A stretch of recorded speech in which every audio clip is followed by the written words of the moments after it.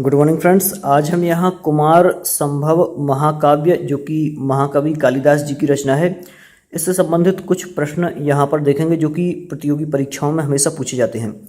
आप सभी को एक बात बता दूं, यदि अभी तक आपने यह चैनल सब्सक्राइब नहीं किया है तो जो यह रेड रंग का बटन दिख रहा है, यदि यह आपके चैनल पर रेड कलर का है तो आप इसे ज़रूर प्रेस करें जिससे कि यह वाइट हो जाए और आप इस चैनल से सीधे जुड़ जाएं।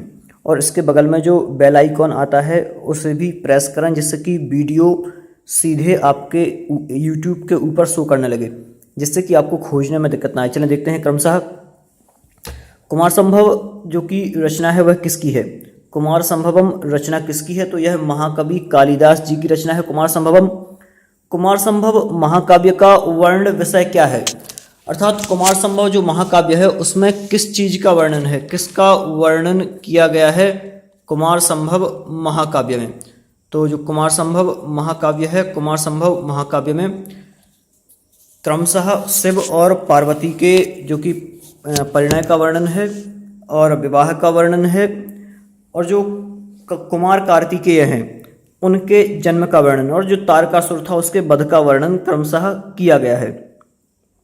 कुमार संभव महाकाव्य में कितने सर्ग हैं, तो इसमें 17 सर्ग हैं। कुमार संभव महाकाव्य पर महाकवि जो मल्लिनाथ जी थे उनकी कौन सी टीका प्राप्त होती है, जो कि टीकाकार मल्लिनाथ जी हैं, उनकी कौन सी टीका कुमार संभव महाकाव्य पर प्राप्त होती है, तो यह संजीवनी टीका जो है वह प्राप्त होती है। और यह जो संजीवनी टीका है यह 8 सर्गों पर ही प्राप्त होती है। चूंकि 8 सर्गों पर एक और पूर्ववर्ती आचार्य हैं जो कि अरुण गिरिनाथ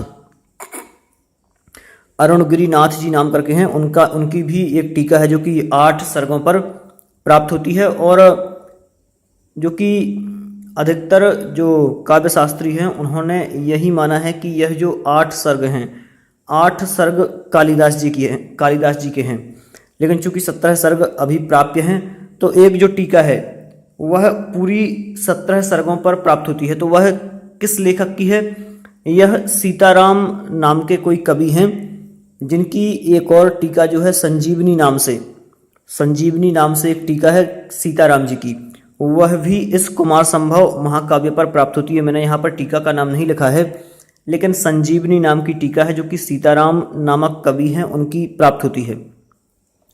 कुमार संभव महाकाव्य का नायक कौन है, तो ये भी बहुत बड़ा प्रश्न है, और यह प्रश्न जो कि झारखंड टीजीटी में पूछा जा चुका है, और जो अधिकतर अभ्यर्थियों ने इस पर टिक किया था वह कुमार कार्तिकेय टिक किया था।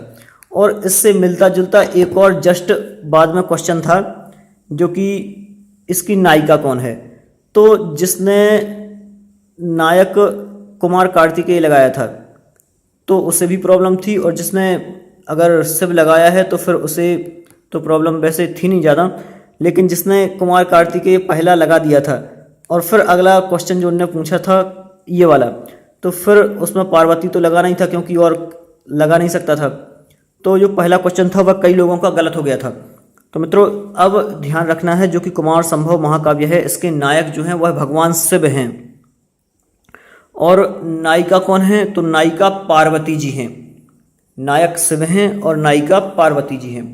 और ऐसी प्रॉब्लम कई महाकाव्यों में और फिर रचनाओं में आती है कि इसके जो नायक और नायिका कौन हैं, तो ये कंफर्म कर लें आप, 1-2 ग्रंथों को देख लें जिससे कि कंफर्म हो जाए, 1 नंबर आपका वेस्ट ना हो।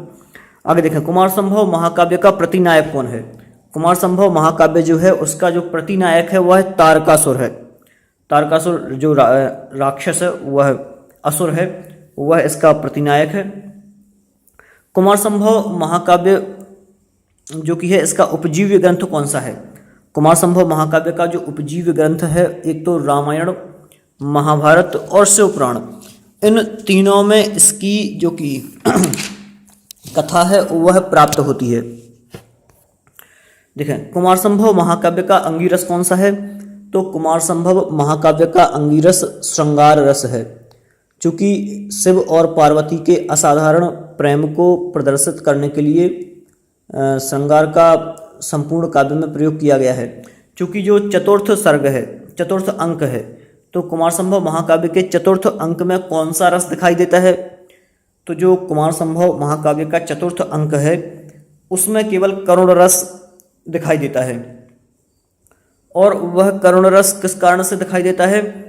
तो रति के विलाप के कारण से यहाँ पर जो कि करुण रस है वह दिखाई देता है। कुमार संभव महाकाव्य में सर्वाधिक किस छंद का प्रयोग किया गया है?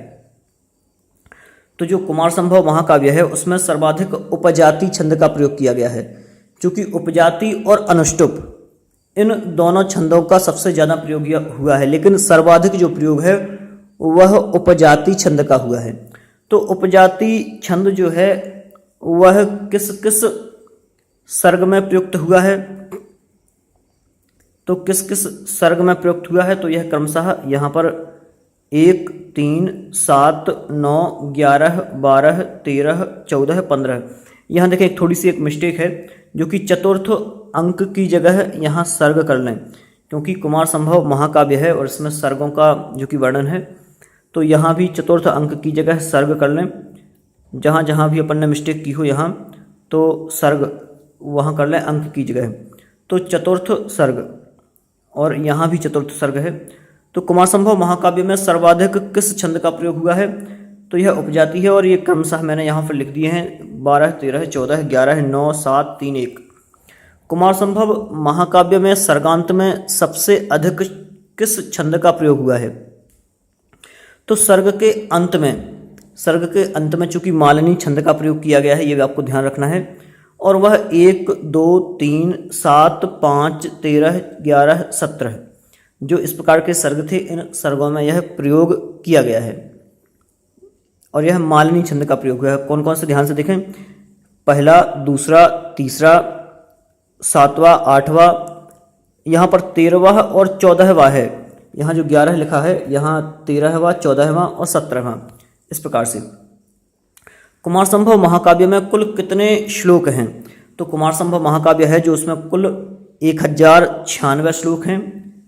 हिमालय का विवाह किसके साथ होता है? हिमालय का विवाह जो है वह मैना के साथ होता है। शिव और पार्वती के विवाह की चर्चा किसने की? शिव और पार्वती के विवाह की चर्चा जो कि वह नारद जी ने की थी।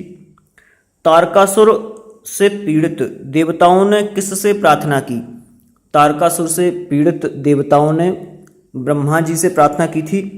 ब्रह्मा जी ने क्या उपाय बताया था? ब्रह्मा जी ने शिव और पार्वती का पुत्र जो तारकासुर है वह शिव और पार्वती का पुत्र जो है वह तारकासुर का वध करेगा।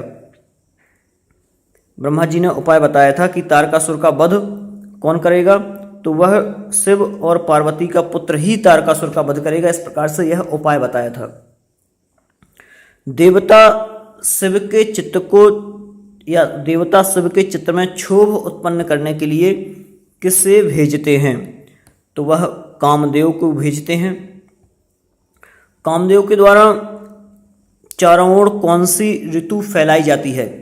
तो चारों ओर इस प्रकार का काम रूप वातावरण कर दिया जाता है जो कि कामदेव के द्वारा, और बसंत ऋतु जैसा वातावरण बना दिया जाता है। शिव ने किसे भस्मसात कर दिया था? तो भगवान शंकर जो थे उन्होंने कामदेव को भस्म कर दिया था। कामदेव की पत्नी का क्या नाम था? कामदेव की पत्नी का नाम रति था। कुमार संभव महाकाव्य का श्रेष्ठ काव्य जो श्रेष्ठ सर्ग कौन सा है? यहाँ काव्य लिख गया है, तो श्रेष्ठ सर्ग कौन सा है? तो कुमार संभव महाकाव्य का श्रेष्ठ जो सर्ग है वह पंचम सर्ग है। पंचम सर्ग जो कि श्रेष्ठ सर्ग कहा गया है। यहाँ पर पार्वती जी घोर तपस्या करती हैं और तपस्या के दौरान जो भगवान शंकर हैं वह द्रवित हो जाते हैं, और फिर इसी सर्ग में शिव और पार्वती का रमणीय संवाद जो है प्राप्त होता है। आगे देखें, रति के विलाप में किस छंद का प्रयोग किया गया है? तो रति के विलाप में वियोगिनी छंद का प्रयोग किया गया है। पार्वती की घोर तपस्या का वर्णन किस छंद में है? तो यह पंचम सर्ग में है। विवाह के इच्छुक शिव का संदेश लेकर कौन हिमालय के पास जाते हैं? तो यह सप्त ऋषिगण जाते हैं। देखें यहाँ जो कि स्थितः पृथिव्या इव मानदंडः, यहाँ कौन सा अलंकार है? तो यहाँ उत्प्रेक्षा अलंकार है। कुमार संभव महाकाव्य में किस सर्ग में हिमालय का वर्णन है? तो यह प्रथम सर्ग में है। कुमार संभव महाकाव्य का मंगलाचरण किस प्रकार का मंगलाचरण है?